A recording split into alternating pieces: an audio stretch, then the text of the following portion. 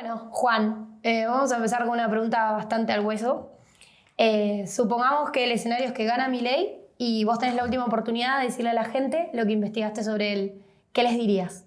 Le diría que sepan que van a votar a alguien que toma decisiones, o sea, que tomaría decisiones siendo presidente, con la gravedad que tiene eso, ¿no? El presidente el jefe de las Fuerzas Armadas, como es un presidente, alguien que tiene a tiro del país en su lapicera y los decretos, alguien que toma decisiones en base a conversaciones místicas, en base a lo que habla con gente muerta, como la filósofa Ayn Rand, como el economista Murray Rothbard, con lo que habla con Dios, que dice que él que lo eligió para ser presidente, y sobre todo por este gabinete de perros clonados que tiene. Él habla de los nietos de Conan, no solo los nietos son los clones que mandó a hacer del perro en el 2018 en Estados Unidos, una empresa que se llama Perpetuates, que le salió $50.000, y él los tiene como divididos, una especie de gabinete, cada uno lo asesora en un área específica, y ahí que manda es Conan, que él dice, el Conan, el reemplazo, ¿no? El Conan clonado, que él dice que le maneja la estrategia general de su enfoque político.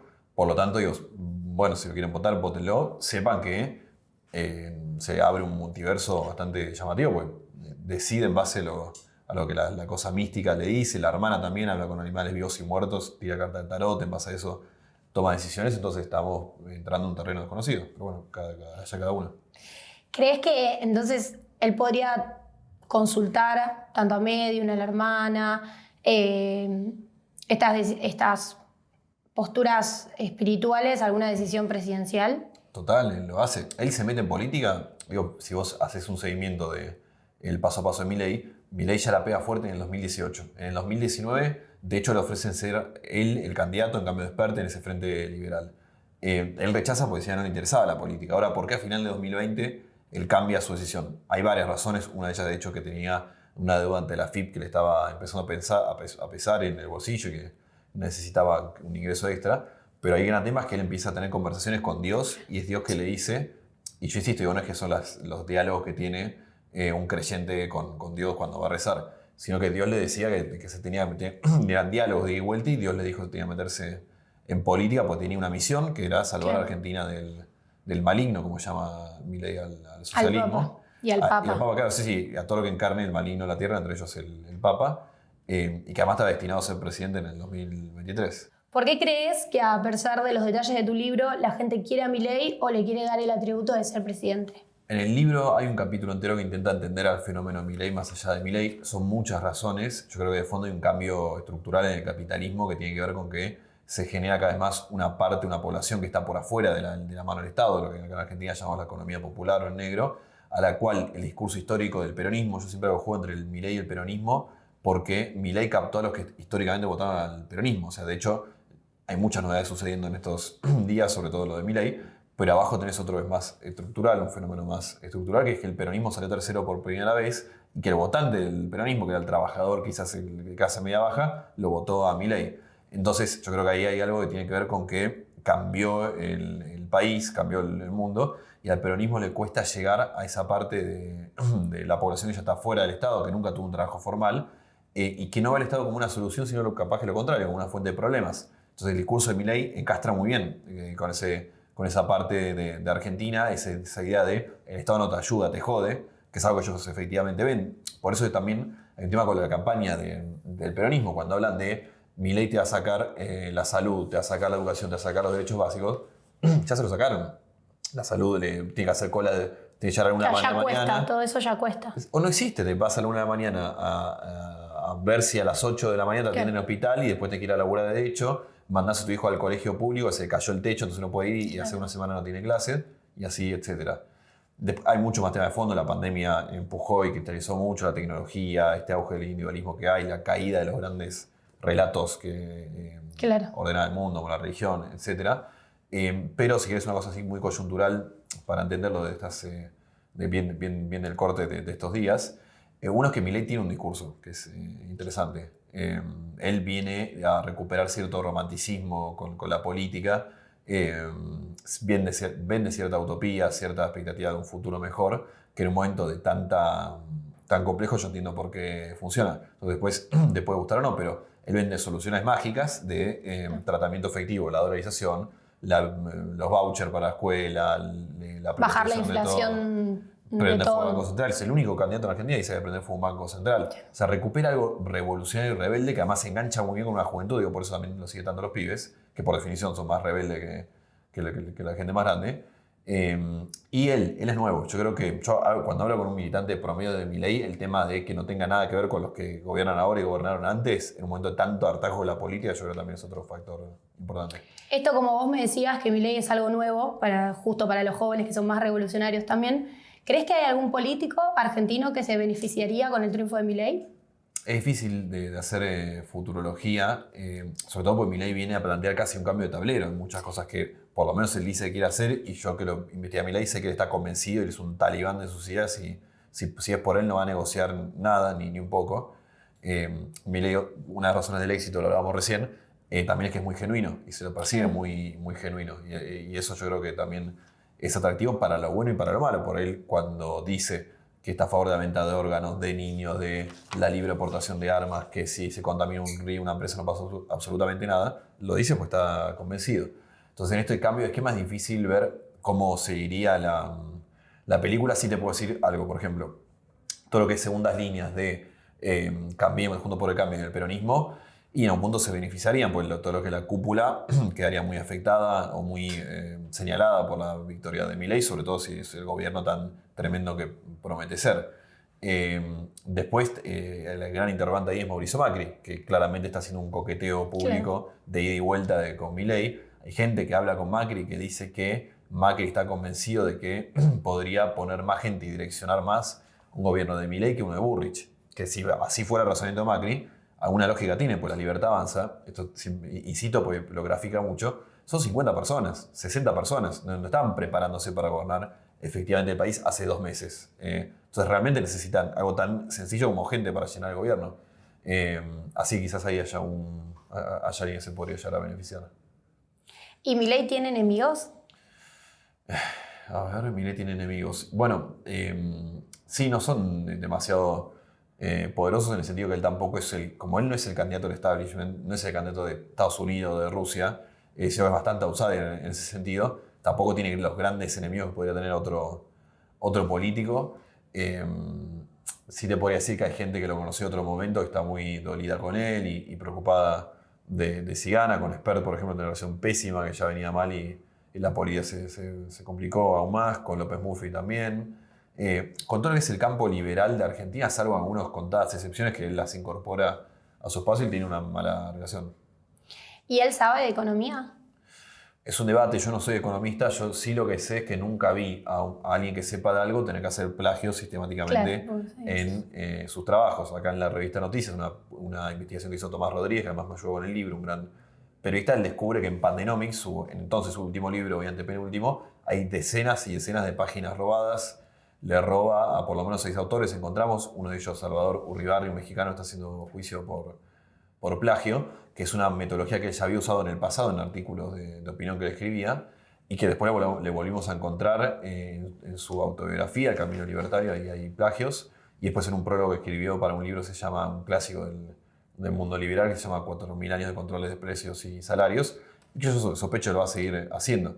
Así que sabe economía, bueno, yo nunca he visto a alguien que sepa mucho que ande robando. Por otro lado, yo cuando lo escucho hablar parecería ser un gran divulgador, recitador de la escuela austríaca. Yo no veo que venga a proponer ideas nuevas. De hecho, el grueso lo que saca lo copia textual de Rothbard, que es el fundador del libertarianismo. Y sobre todo no creo que sepa, y te cierro con esto, de economía en la realidad. La escuela austríaca tiene un problema que está muy interesante para los libros, pero no ha sido probada en la realidad. Entonces te lo lleva a un terreno muy básico. Milei dice que quiere eliminar toda obra pública. Eso es un antes y un después en la vida de Argentina. Diría que del programa económico de él es el tema más revolucionario, si se quiere.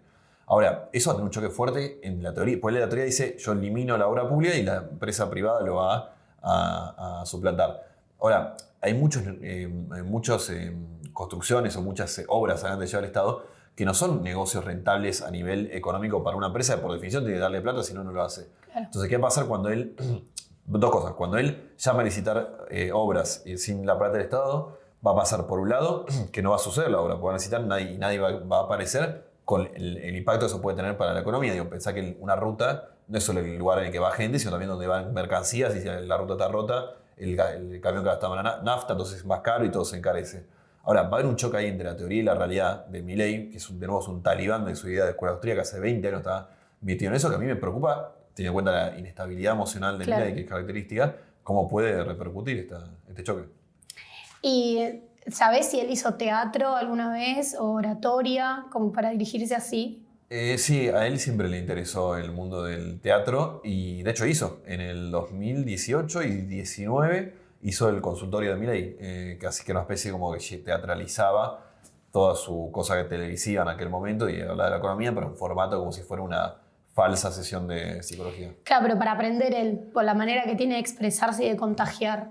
No, hasta donde sé yo no. Sí tuvo esta banda de rock and roll, Everest, que capaz que ahí también viene una cosa histriónica. En el libro cuentan unos compañeros de él del Copel, donde hizo primaria y secundaria, que ya era un tipo, era muy solitario, de hecho ahí lo apodan el loco, y muy particular, sin amigos, le hacían bullying, pero que a los recreos les gustaba bailar como Mick Jagger ante todo el mundo y que lo aplaudían, etc. Entonces siempre tuve esa cosa medio... Tenía su lado, claro, extrovertido. Y yo en el libro le profundizo un poco en el sentido de que la tesis es que él siempre le ha costado conectar con los seres humanos, tiene una vida terrible, el padre lo golpeaba, la madre era cómplice de la violencia, le hacían bullying, no tuvo amigos, no tuvo pareja.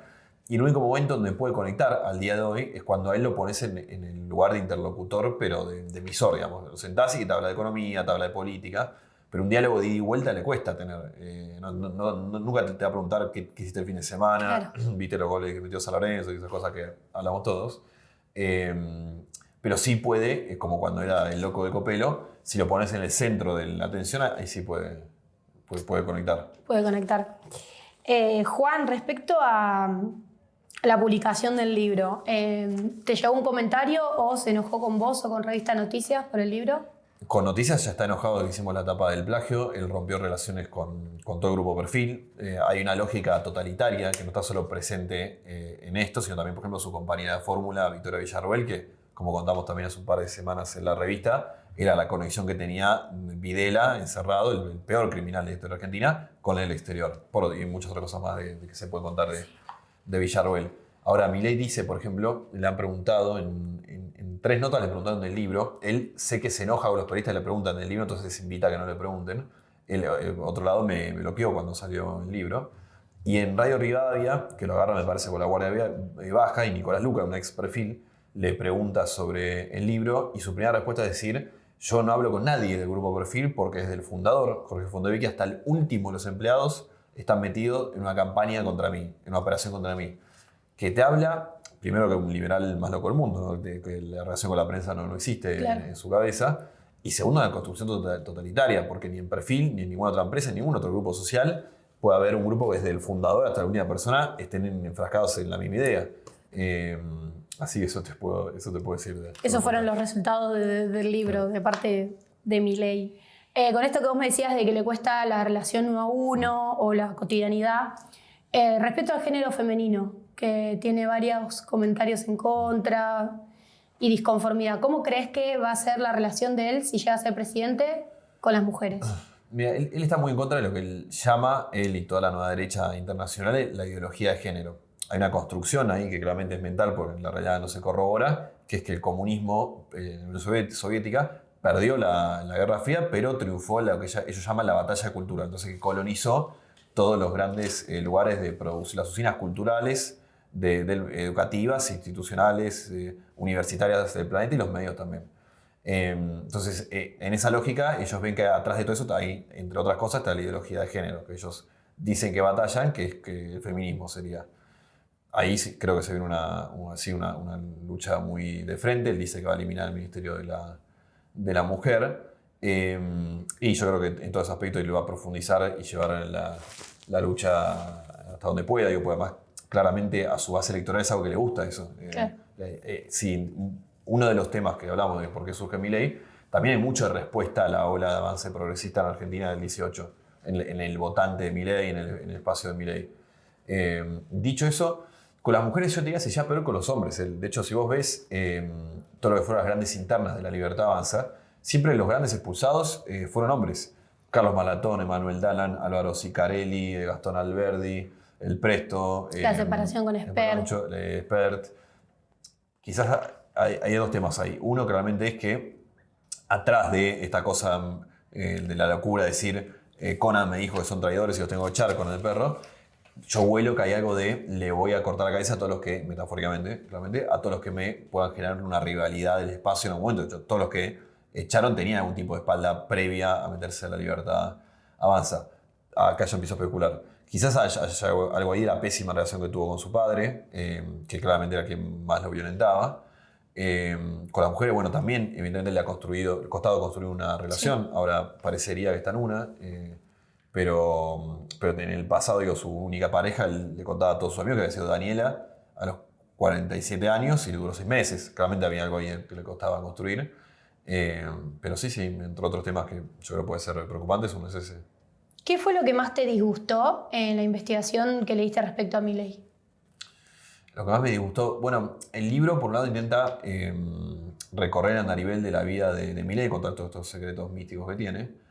El otro, o sea, un punto intenta entenderlo a él y el otro intenta descubrir e investigar a La Libertad Avanza. En ese sentido, el libro es un mensaje a los votantes de Milei, decirle, miren, no solo Milei no es quien dice que es, o sea, que se maneja en base a aspectos sobrenaturales, no científicos al menos, sino que La Libertad Avanza hay una gran distancia entre lo que dice ser y lo que es. El que mejor lo define, por lo menos en la que más me gusta a mí, es lo que dice Fede Simonetti, el de País de Boludos, el humorista, que llama la casta base al espacio, que es una definición perfecta porque La Libertad Avanza se nutre desde su génesis de 2021 del descarte y la resaca de la casta de otros partidos, de gente que quiso calificar la casta y no le dio, que son quinta línea de otros partidos de descarte, ¿no? Hay muchos, digo, Carlos Kikuchi, Ramiro Marra, vos donde ves son todas gente de segunda línea.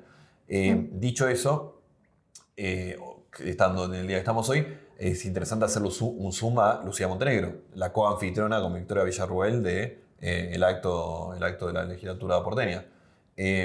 Lucía Montenegro se convierte en legisladora en el 2021, primer interrogante, llega ahí por un mérito propio en un partido que se reivindica como la máxima aspiración de la meritocracia, por trayectoria política, por contactos, por recursos, capacidad de movilización, no, ninguno de eso.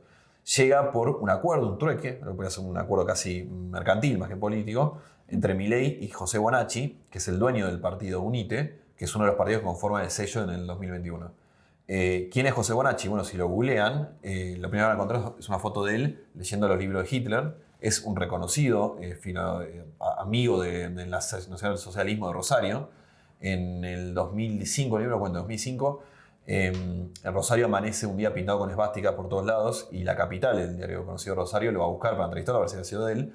Y su respuesta es, no, eso es mentira, me asocian con los filonazis acá, o con los nazis, pero no es así, con los nazis, perdón. Dice, es verdad que todos los nazis acá me vienen a ver a mí y a casi todos no los dejamos entrar. Bonacci es el continuador del partido de Aldo Rico, el Modín, ahí en Santa Fe. Y bueno, podría ser mucho, es un mercader de la política, es un tipo que alquila el sello de goma que tiene UNITE. En este caso, bueno, se lo trocó a Milei. Y Montenegro también es interesante porque no parecía haber una renovación ahí. Ella es la hija de Antonio Montenegro, un aliado de Biondini, de hecho en el partido que tenían ellos de Acción Ciudadana, Biondini, el hijo y la esposa compitieron en este espacio en el 2005. Y además este hombre fue el profesor de artes marciales de Seinelin, el líder canapita, íntimo amigo de Seinelin. Bueno, podríamos ir una hora, pero hay una idea de decirle a los votantes de Milei, che, mire que esto no es la renovación, claro, no es el partido nuevo que dice que es. Te podría decir, hay capítulos enteros en el libro de eso, pero bueno, ahí hay también una alerta. Ahora que la nombraste a Villarruel, a ella continuamente la relacionan con sus declaraciones a favor de, digamos, negacionistas. En tu libro, en la investigación, ¿a Milei lo notaste cerca de esa postura? Es sí muy marcado como Milei en esta sintonía que le ha faltado amor y compañía a lo largo de toda su vida. Es claro cuando alguien lo abraza y lo incluye en su círculo de confianza, él moldea su pensamiento a ese lugar. Por ejemplo, él tuvo un solo amigo real que fue Diego Giacomini, un narcocapitalista muy conocido, un economista, que él lo conoce en el 2003-2004, y de la mano de Giacomini, Milei pasa de ser un neoclásico recalcitrante, como decía él, a un anarcocapitalista extremo, como era Giacomini. Y también es curioso ver cómo cambia Milei desde antes del 21, donde conoce a Villarruel, claro, a ahora. Entonces, por ejemplo, Milei está a favor del aborto, y ahora se muestra en contra del aborto y hablando de negando a los 30.000 desaparecidos. Hay una influencia ahí de Villarruel. Es ella además quien conecta a Milei con Vox y con todo lo más rancio de la nueva derecha internacional. Y es ella quien manejaría las áreas de defensa y de seguridad, ¿no? Como han dicho ellos. Así que sí hay una gran ahí interrogante. Aparte de lo que es la biografía de Villarruel, ¿no? El padre era un militar que se jactaba, y lo saqué de un posteo de Facebook de él, de haber luchado contra la subversión. Claro, o sea, sí, estaba ahí hablando a favor de lo que fue ese proceso tan terrible, secuestros, desaparición de personas. Lo detuvieron en 1987 porque se negó a jurar a la nueva constitución argentina, imagínate, como militar lo detuvieron. Y el tío es aún más siniestro, si se quiere, porque estuvo procesado e investigado seriamente en el caso de Vesubio 3, un centro de detención muy terrible de la dictadura militar. Y es curioso, pues ya lo juzgaron a él cuando estaba muy avanzado de edad, el tío, pero ahora los crímenes por los cuales se lo investigaban se acreditaron. Así que sí, es todo. Y eso por nombrarte del pasado. Sí. Villarruel se rodea, su secretario en la Cámara de Diputados es Cinto Curtoix, no sé si estoy pronunciando bien, que es el hijo homónimo de un gran genocida de la última dictadura. Y vos por donde vas viendo cerca de ella era la puerta de entrada de los que querían ir a visitar a Videla en la cárcel, ¿no? El tipo más terrible que pasó por la historia argentina. Ella es muy viva. Ella no la vas a ver diciendo aguante la dictadura militar. Ahora sí hace todo el simbologismo. Sí. Entonces te habla, por ejemplo, no dice dictadura, dice gobierno de facto, no dice dictadora Videla, dice presidente de facto. Es muy hábil en lo suyo y por eso yo creo que es tan peligrosa.